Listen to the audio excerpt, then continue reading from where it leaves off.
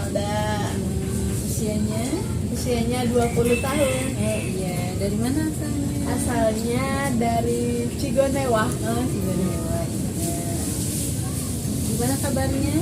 Alhamdulillah baik. Sehat? Alhamdulillah. Ada apa nih? Kenapa Milda? Aku mau bertanya nih. Jadi aku sekarang lagi ada masalah nih di sekolah. Oh iya, kamu ngomong sekolahnya di mana? Sekolahnya di pesantren. Oh, di pesantren. Nah, tingkat berapa? Sekarang kelas 2 SMA. Oh, biasa. Terus ya? Jadi aku tuh kan punya teman dekat ya Bu. Kalau diceritain dari awal, dulu kan aku berteman dari awal masuk SMP itu berdua. Namanya tuh Wina. Nah terus pas kelas 3 SMA dia tuh karena masuk peringkat 5 besar, dia di dropping ke pondok pesantren cabang karena di sana dia memimpin jadi OSIS. Jadi terpisah ya gitu terpisah sama Milda. ya terus karena kita terpisah karena kita dari awal masuk ke sana tuh saling bareng gitu ya, sedangkan dia udah dipisahin ke sana, jadi aku harus nyari teman baru lagi gitu. Terus Susah nggak nyari teman baru? enggak sih, banyak temen, tapi yang cocok sama kita itu belum tentu ada yang sama gitu, Iya. yang cocok. Nah terus di situ pembagian kelas 3 aku nemu teman baru namanya Rini, dia orang Ciwidey. Alhamdulillah ya cocok gitu ya, mau belajar bareng gitu, kayak sholat setiap ke masjid bareng gitu, ke sekolah, di sekolah juga duduknya selalu bareng gitu. Terus ke waktu sama hari ini kontak lagi kan sama Wina? Enggak. Oh, enggak. jadi udah nggak kontak Iya, lagi. kecuali ketemu tuh kalau ada acara dari droppingan datang ke pusat. Oh iya. Nah udah kayak gitu, waktu ada acara droppingan ke pusat, terus kita saling cerita gitu. Sekarang aku udah dapet teman baru gitu, namanya Rini gitu.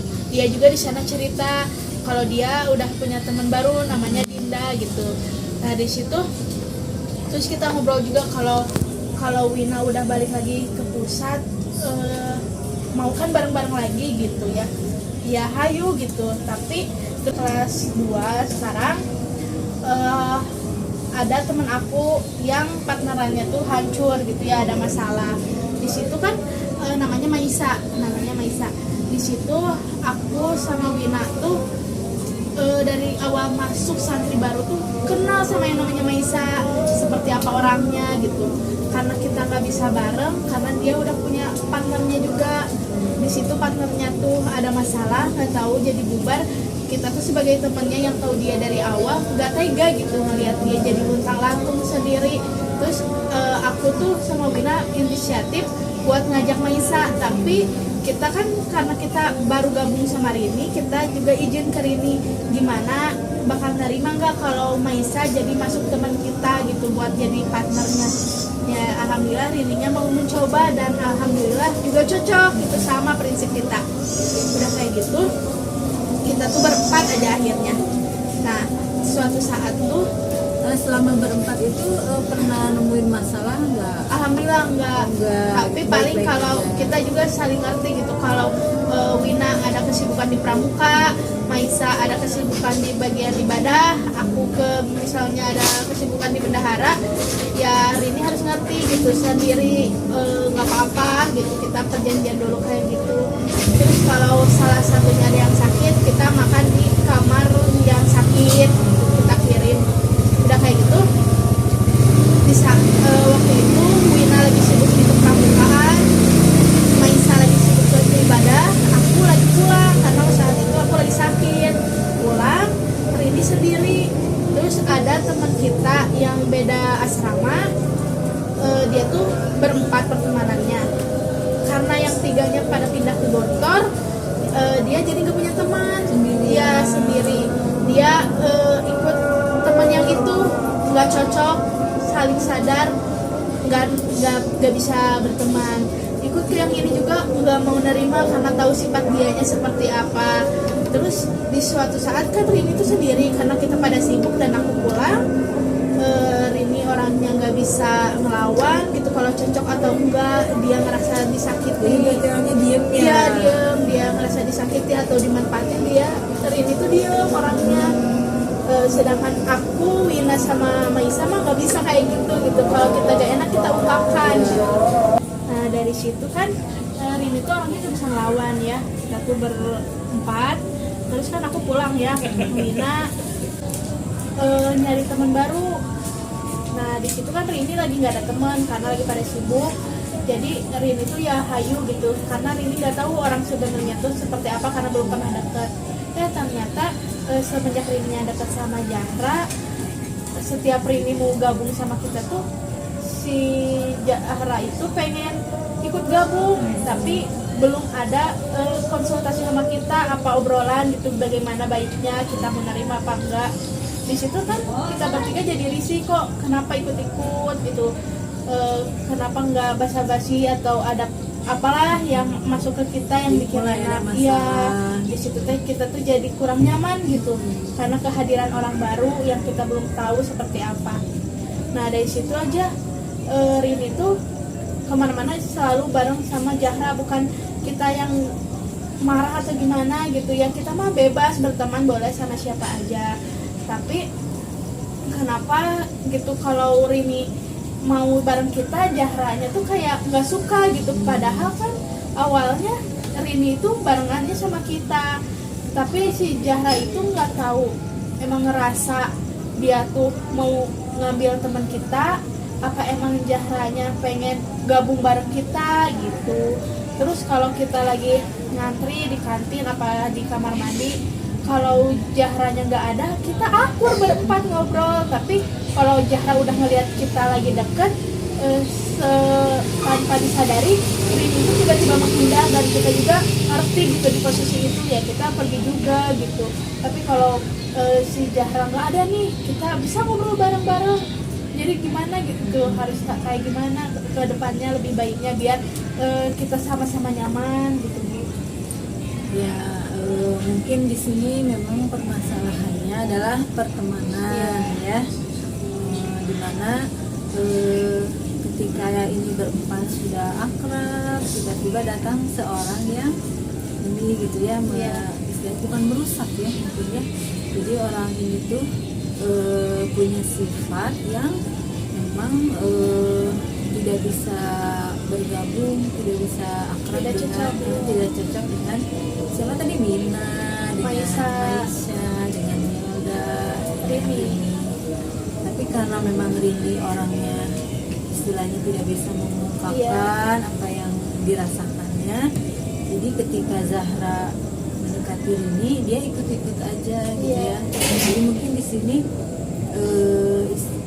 kalau bilang, jadi orang ini tuh punya sifat yang memang tidak bisa bergabung, tidak bisa akrab tidak cocok dengan siapa tadi, Mina, dengan Maisha, dengan Melda, Rini. Tapi karena memang Rini orangnya istilahnya tidak bisa mengungkapkan apa yang dirasakannya, jadi ketika Zahra mendekati Rini, dia ikut-ikut aja gitu ya. Jadi mungkin di sini kalau bilang kita sebagai seorang yang istilahnya punya toleransi, ini punya rasa pertemanan juga. Yang pertama harus kita dulukan adalah tadi suzonnya, kita tidak boleh suzon, karena kalau kita misalnya suzon itu kalau hati kita sudah istilahnya jelek, maka pikiran kita juga akan jelek. Kan dalam Islam juga kita tidak diperbolehkan untuk suzon gitu ya. Jadi kita harus selalu berpandangan baik terhadap siapapun gitu, termasuk kepada Zahra. Memang sih kalau yang tadi diceritakan sama Melda, Zahra tuh orangnya memang apa ya, kalau dibilang egois mungkin egois ya. Jadi dia pengen istilahnya dengan berteman itu dia pengen merebut gitu. berebut karena mungkin memang Rini istilahnya Zahra tuh udah cocok dengan Rini, jadi pengennya Rini tuh sama dia terus gitu. Sedangkan Rini kan dekat sama Milda, dekat sama ini dengan Wina, terus dekat lagi sama siapa tadi tuh, Aisyah gitu. Jadi kalau kita menghadapi orang yang seperti itu, pertama memang tadi kita harus punya selalu berprasangka baik gitu. Yang keduanya mungkin kita harus bisa mengajak Zahra gitu ya, mengajak ngobrol gitu, harus bisa mengerti posisi Zahra. Kalau boleh tanya, Zahra itu latar belakang keluarganya seperti apa? Apakah dari keluarga yang broken home atau enggak? Zahra itu seperti apa? Zahra baik-baik aja, tapi kayak keharmonisan di rumahnya tuh masing-masing gitu. Masing-masing ya. Nah mungkin dia tuh karena di rumahnya seperti itu, nah di luar dia mencari istilahnya mungkin mencari perhatian, akhirnya dia bisa aja bikin keributan mungkin ya, atau bikin masalah gitu.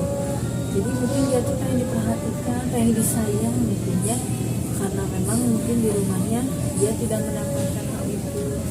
Nah kalau saran ibu sih, kalau misalnya menemukan orang seperti itu, kita harus punya kelapangan. Satu tadi nggak boleh suzon, kedua harus punya kelapangan hati untuk bisa mengerti dan memaafkan gitu kan, karena dalam Islam juga seperti yang dicontohkan Rasulullah, bahwa kita itu terhadap orang yang membenci kita, terhadap orang yang tidak suka sama kita malah justru harus memaafkan. Nah kalau dengan memaafkan, maka orang yang benci sama kita itu justru akan berbalik senang sama kita gitu ya. Seperti kisah Rasulullah dulu, ada yang mungkin Milda juga pernah dengar, Rasulullah sampai dibenci, sampai diludahi kan, pernah gitu ya, sama orang kafir.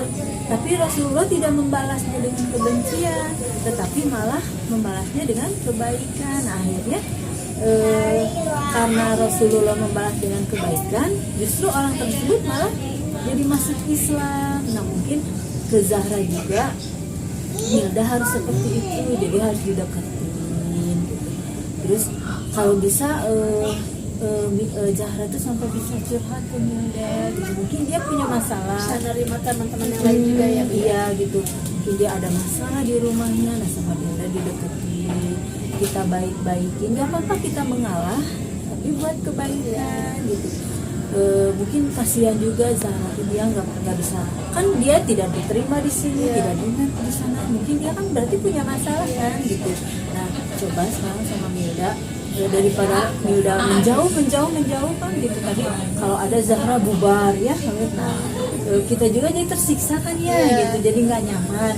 Nah kalau saran ibu, Milda deketin Zahra, ajak ngobrol, ajak curhat. Nah siapa tahu dengan misalnya diajak ngobrol, diajak curhat, dia jadi bisa terbuka. Nah setelah dia terbuka kan, jadi kita ngerti teman-teman yang lain juga ngerti ya. Jadi selama ini dia nggak ada yang menemenin karena kayak gini, kita harus berusaha memahaminya ya. Iya gitu, kalau saat itu seperti itu. Jadi pertama memang kita harus selalu berbaik sangka, kedua harus punya kelapangan hati untuk bisa memaafkan seperti yang dicontohkan Rasulullah. Nah mungkin dengan seperti itu ya, kita jadi nggak beban gitu ya hati kita gitu. Mudah-mudahan nanti dengan Milda mendekati Zahranya jadi terbuka, terus akhirnya dia bisa gabung dengan yang lain gitu. Seperti itu mungkin saran ibu Milda gitu ya. Memang berat sih kita ya, kalau memaafkan itu adalah suatu hal yang sangat berat gitu, tapi itu adalah kemuliaan seorang muslim gitu.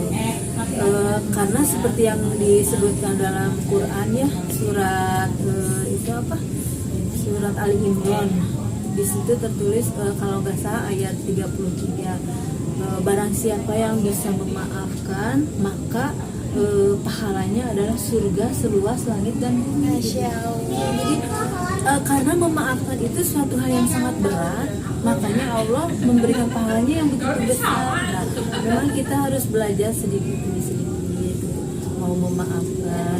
Apalagi Milda sampai bisa mendekatkan Zahra itu sangat luar biasa. Kalau saran ibu sih seperti itu. Jadi jangan dijauhi, tapi harus dirangkul. Nah, mudah-mudahan setelah dirangkul Zahranya mau curhat, nah dari situ mungkin bisa lebih dekat. Mungkin saran ibu sih seperti itu aja. Alhamdulillah sekarang Milda puas banget ya sama masukan dari ibu. Mungkin kedepannya bisa Milda pelajari dan dijalankan. Ya mungkin cukup. Ya, mudah-mudahan ya Milda ibu doakan semoga bisa cepat ini dengan Zahra. Iya. Amin.